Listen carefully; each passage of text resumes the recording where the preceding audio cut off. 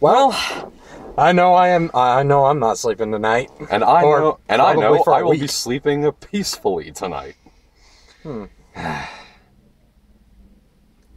Hollywood, I demand you to scare me. I can't believe I'm saying this. I demand you to scare me. So we just got back from Sinister 2. Sinister 2, yeah. And... Or the Cinna jump scare. the Cinna jump scare. Cinna jump scare. Cinna jump scare. You have to admit, if the devil had a right-hand man, this is the guy. Yeah. It's the boogeyman. They might have called it Sinister Cat, but that would have been too vague. There wasn't too many false scares. There was there was a few, and then they didn't have any loud noises mostly. I mean, the one with I think they all had loud noises. Well, no loud sound cues. I mean, like most jump scares nowadays have to have like loud sound cues. Like the false ones didn't have any. Like there was just a kid yelling. That's the loudest noise you got, and the rat was just the of the thing moving. Yeah, everything else was accompanied by a loud noise or a loud burst of music, and oftentimes you can't tell which is which. I mean, that's the. And then, of course, it got to the point where the part where Deputy So-and-so leans over the railing, comes back, and that girl's behind him. At that point, I didn't jump at all. Like, I didn't even have the slightest shock. I sat there completely calm. The only jump scare that didn't get me was when the Bagul was in the church. He was like, that was the only scene. Like the rest of them kind of made me jump a little. Either made me jump a little bit, or like that was the only one that I was just standing in the like this. Oh. Okay. Yeah. Because I kind of thought the movie was going to be this way from even the trailer. The part where he's holding the flashlight up and down, and when he holds it down and the light's not shining there, we see like Bagul for a second. The silhouettes of those kids, the dark silhouettes. I was like, oh, that's kind of cool, and then blah, jump scare. How they ruined it. So yeah, do you think we should? I think the scariest part of the first one was always the parts where they're watching the films. Like, definitely. But they kind of ruined because... ruin it. In the first one, when they're watching those creepy-ass home films, there's no music. Well, there's music. There's music. Really? Oh, yeah. I gotta watch that again. Except no, I am not watching Sinister again. I own it, but... No. But no, I rewatched it to get ready for this film, but yeah, there was music, except the music wasn't as good as like, I thought the music in the first one was the star of the film, actually. I loved the music in the first one. I was like, and especially even when it was come with the films, but they were always creepy. Like, it felt like it was appropriate music for the old film. I felt that the music sort of ruined the films in this one. I didn't feel that way, especially the church one. I thought the music actually kind of helped it a bit. But other than that, my only problem with it is that the very first film you see starts with a jump scare. When I felt in the last one kind of had a jump scare, but it actually was effective because after he saw it, he was like, oh, he freaked out because it was kind of freaking him out. Because I just thought, because they got a different director. I mean, they have the same writers, and one of the writers did direct the first film, but they don't have. But it just had a different director, and I felt this director didn't do a good job as Scott did.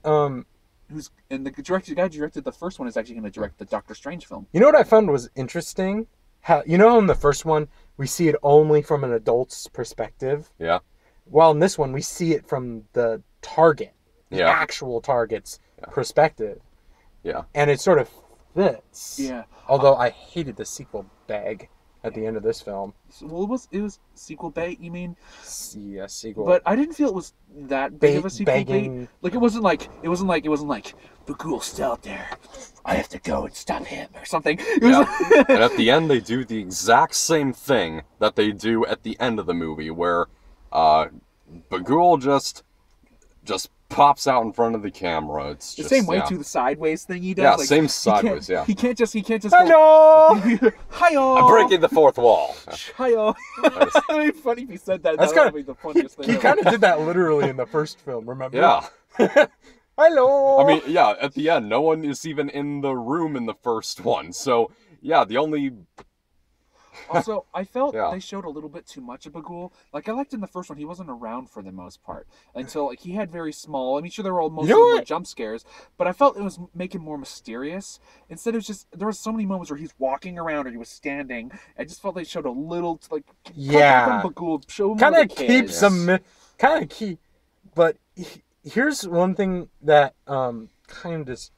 Like, I thought, like, maybe from the beginning to half... that both Bagul and the kids, they really couldn't that they couldn't do anything in the real world, and that's why they had to influence another kid into doing these things for them. But then we see he can just kill people. Really? Really? Yeah, and they throw objects like a freaking poltergeist, and that sort of ruins it. But because the only thing I think my problem is, I mean, I like the characters in this, but I kind of felt the side story with the whole abusive dad thing was kind of dumb after a while. Yeah. And it didn't even go anywhere either. That whole subplot could have been completely removed, and pretty much nothing would have changed. Yeah, well, I think it did give a reason why she was out there. It said, just we're moving to this. Yeah, kind of, but you still, they all still could have been just moving out there like in the first one. That's true. Well, also they had to move. There had to be a reason for them to move, I guess, too. And I guess because the mother never saw anything creepy. It was just the kids. So because the whole thing is that they're supposed to move. So yeah, he does all this, and it makes you wonder why he has such a meticulous modus operandi. Another problem, and not to mention the part where he brings in like the whole the whole police station to. No, I'm not talking. I thought that scene was funny. No, I was talking about kind of. If Bagul could, like, he called our bluff. If Bagul could just kill them whenever he wanted, why go through the? Why even allow them to move? You know? Yeah. I mean, he seems to be everywhere. He's inside pictures. He's inside stilled videos. The only thing I thought was kind of dumb, I thought the story was also kind of predictable too. Like, I knew that they were eventually, it was going to be the other kid, because the other kid was kind of a jerk, and the one kid was way too nice. I'm like, he's probably going to end up not really being the one they're looking for. It was probably a trick to get the other boy. I thought that was coming. I knew that was I kind of wonder, it was too. That does explain why both of them could see the kids as they were sort of It was like a reverse. But the only thing, reverse psychology. I mainly liked about this film was I did like the characters. I did, because I feel to make a horror movie really effective, you have to at least like the characters. Because if you don't, then it's like if they're dying, it's like, oh, I don't really care, and that doesn't make it scary. Because then you're like, when you see them get killed off, you're like, oh, he was a jerk. I don't care. Like the Gallows was a big example of that, where most of those weren't very likable or aren't interesting. So when they were being killed off, you're like, oh, okay. At least that guy Ryan was. He was like the biggest jerk in any found footage movie. So you actually do kind of care when he dies. So you just don't care in the way that you think they want you to. At the end, the kids say that they could never come back, and it's obvious Bagul uses them to influence the newest target. Because different kids too, they didn't have the same. Like I would have liked like a cameo from the girl from the last one, but they used completely different. I guess he has a bundle of kids everywhere. I guess probably he just pulls out. Okay, you're gonna trick him, and you're gonna trick him. You see the sort of psychology that they're employing to use on the kid. You know, when he says, "Oh, mom didn't do anything," and the leader of them goes, "Of course she didn't." Yeah. Also, you see that planted. Yeah. So. Yeah. And these kids, they aren't. They're like 9 or 10 or something, and Zach and Dylan, but the kids that Bagul has, they tell Dylan, if you watch them all, you won't have nightmares anymore. I mean, he's not that young. Yeah. Also, another thing that there's that whole thing at the end where the parents can't see the ghost and they're throwing everything. But then the other kid who wasn't the manipulator anymore could still see them. I'm like, wouldn't you want to hide yourself from him so he could also be in the dark? I'm like, why can he still see you? Well, at least they seem to be learning at least something from It Follows. Only like one person can see the entity. Well, there was like 2 kids, but I'm just saying, I think that they should have cut the other kid off, so like, he could also be in the dark. But I don't know. It Follows was like the only scary movie that we've gotten in recent years. I think It Follows was supposed to be like, because it has you never saw Insidious Chapter 3. No, I didn't. But It Follows has like the musical and editing style of like a 1980s horror movie. It feels like an 80s horror movie. It's like it's trying to say, hey, Hollywood horror movies nowadays, you remember the 1980s and how scary horror films were back then? Actually take a hint from those. Seriously. I think that's what they were trying to get across with It Follows. That's why I'm a little excited for Conjuring 2, because James Wan's coming back for that. Yeah. So that'll be interesting. And also the story's kind of interesting too, because there's a whole thing where it might not have actually happened or something. But other than that, like, I definitely thought the first one was better, especially because they got a different Sinister 1 was better because the music, because they got a different guy to do the score. The first one is Christopher Young. This one is like I can't pronounce the guy's name, but he did the music for the last couple Resident Evil films. He's one of those guys with just like one name. It's like he's in a I guess he was like a music, I don't know. Like an electronic musician or something. I think the reason I don't sleep that well after like the first time I watch a horror film is because I'm not like him. I'm not reinforced against that. Yeah. But I felt there. It did also. I did feel the film had a good atmosphere. It's just they didn't do anything with it. It's just they still just did jump scares, which I mean, it wasn't as bad. I've seen worse films with jump scares, and this is definitely. I don't think this is like the worst. I still think the first one's better, but I still don't think this is as bad as some people are. Jump scares aren't necessarily what make a scary film. Yeah, it's definitely suspense. not. Yeah, it's suspense. I mean, even I think even the Gallows was better than this, because I don't think Gallows had so many jump scares, but there were like 2 or 3 scenes that were actually kind of creepy, and the dark hallway scene and a few others like that. But this, I never.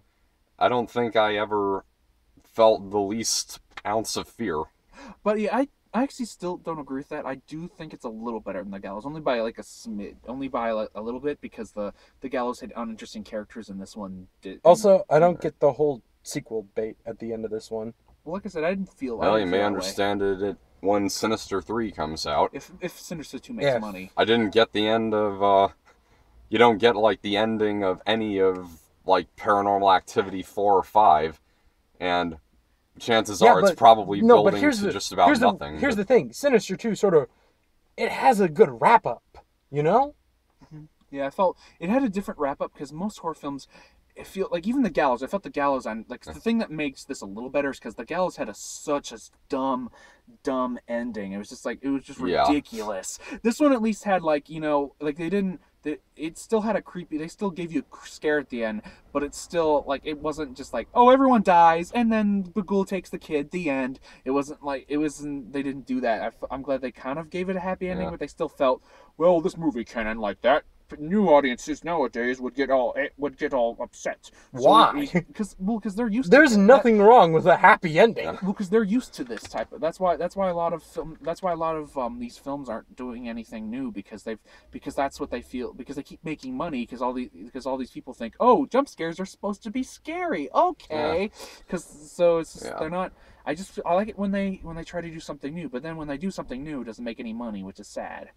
I think you kind of need maybe one jump scare at least, just one. And if you're gonna do, that's it. And if you are gonna do a false scare, don't do the scary music with it. It's stupid. Please. Yeah. And one thing I did also like was was this part where the kid was chasing after him in the camera. I thought that was kind of cool, because we've seen a found footage movie from the victims. Why can't we have a found footage movie from the killer? Because it would make sense why he wouldn't drop the camera. Like, if you're running away from a person, you'd go, this camera's kind of heavy. This is kind of it's useless. Why am I running with a camera? But they do explain is that he does. You know how I don't think in the first film the camera was destroyed. Only the films were. Well, because he never got the camera. Only the girl did. Yeah, that's true. But the films are records. They need to be completed in order for the ritual to work, apparently. Yeah, because because it's like a demon ritual thing. So that's usually what happens What? in those. Also, I thought another creepy thing was kind of cool was the radio player with the girl. I thought that was creepy. I thought that was well done. Oh, yeah. And I thought like I said, I thought there were some creepy stuff in it, but it wasn't as good as the first. Like I felt if they just focused on the footage like they did the last one, not too bad, but focused on it enough, like like what they did with the first one, I would have liked it better. I like the line, okay, you need to destroy that thing immediately. Yeah. Also, I didn't like. I think there would have been a more enthusiastic response than that when what they just said gets recorded immediately onto that thing. Also, they reused the song from the first one because that's not even the theme of Sinister. That's actually just like the song they used at the end credits of the first one and another scene in the movie. Yeah, I would have liked. They played it at the end credits and stuff. I would have liked. They also played that during the chase through the cornfield. You know what I would have liked? There it got on my nerves. Do you know the song they played during the trailer?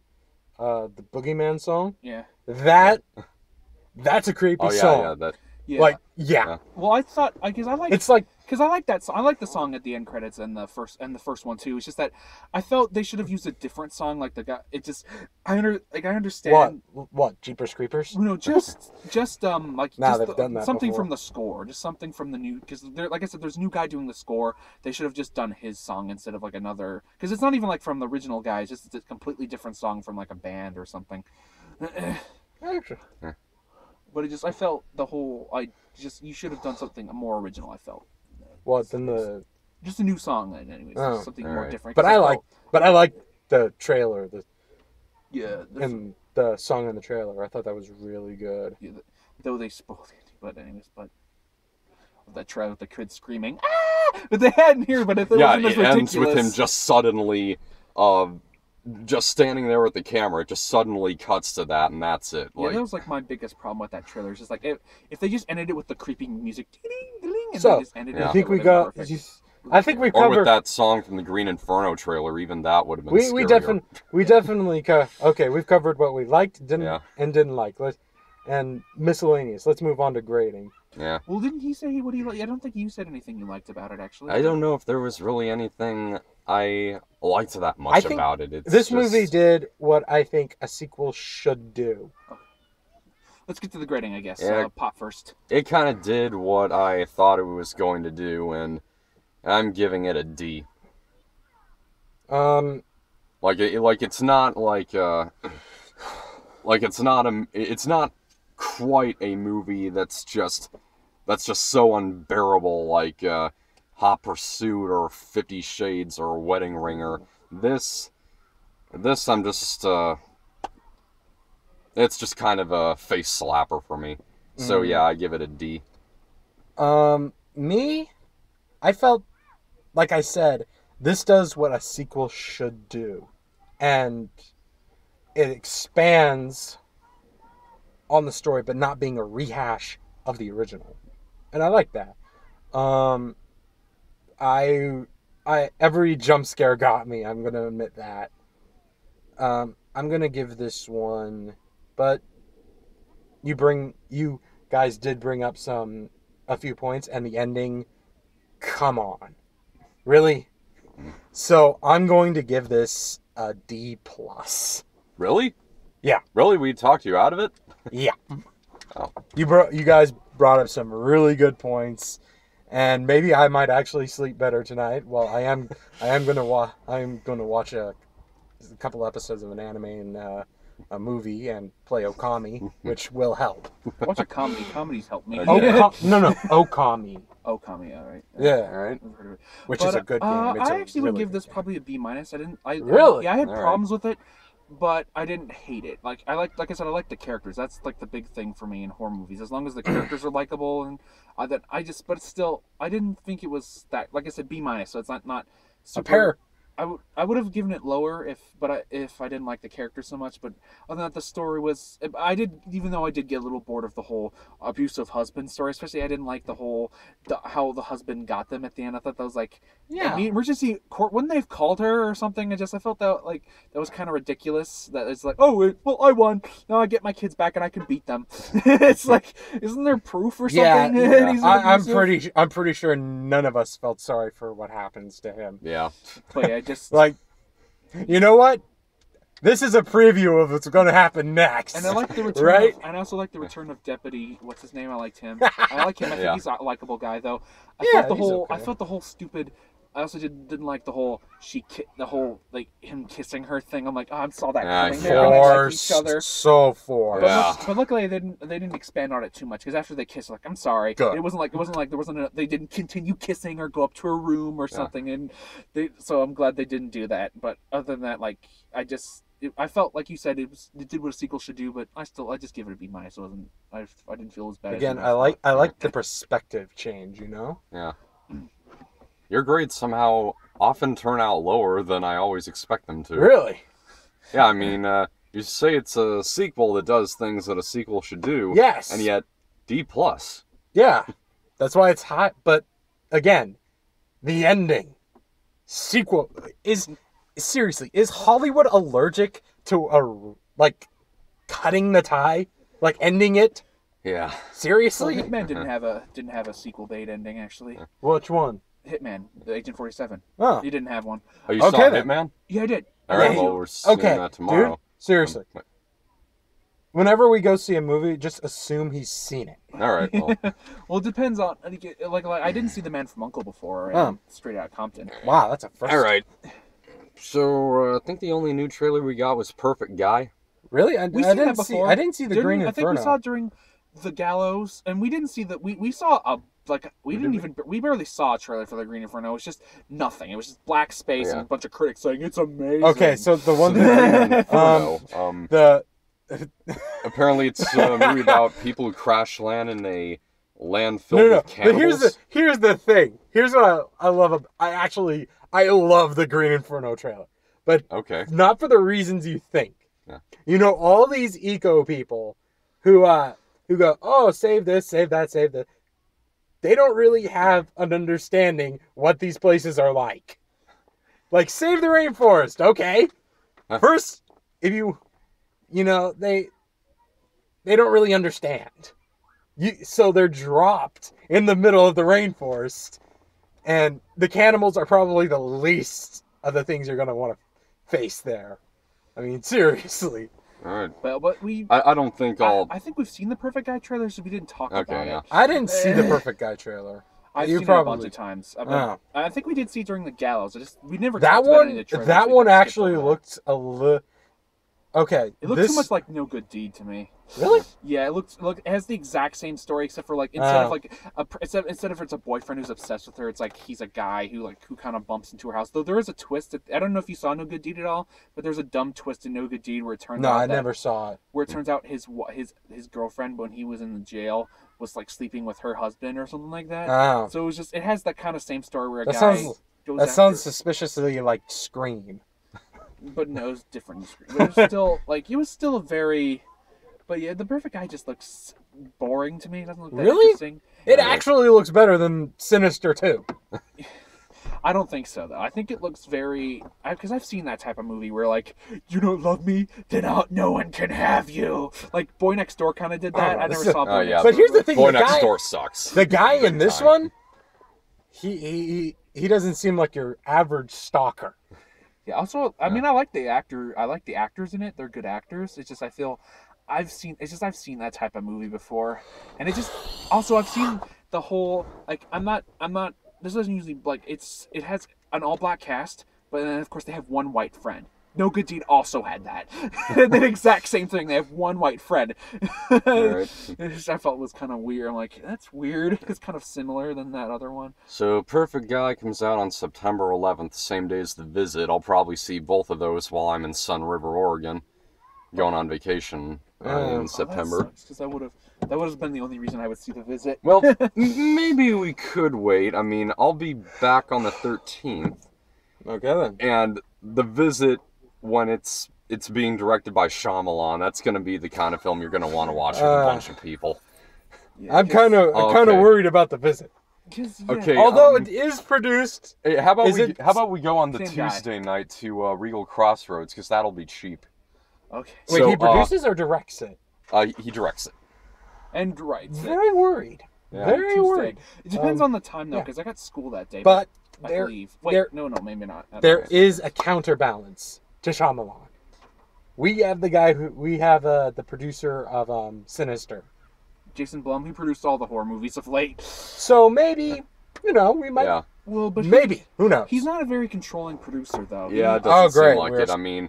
I mean, he produced Whiplash, then he produced Ouija, he produced The Gift, and then The Gallows. And the Sinister 2 and a bunch of other stuff. Gem and All Holograms right. is coming out later. Yeah. Oh, dude. He produces that as well. But then that's also from the director of Never Say Never and a bunch of other people. But he also directed quiver G.I. with Joe fear. Retaliation, so there's something, I guess. Unless, of course, you like G.I. Joe Retaliation. Yeah. Okay, so I think this has gone on long enough. Yeah, so tomorrow night, American Ultra and Hitman Agent 47. I won't be there. Oh, you won't? No, I told you I remember going to a Mariners game. Oh, okay. Oh, yeah. That's right. Yeah, Oh. it's your birthday, yeah. Okay. But we will have Nick Tiberia and a new guest. Yeah, okay. Billy Kilby. Okay. Billy's actually going? Darn it. I wish Yeah, I could go. Damn it. Yeah, I told him you'd be there, though. All right. Crap. Oh, I'm I sorry. think I would. Cut!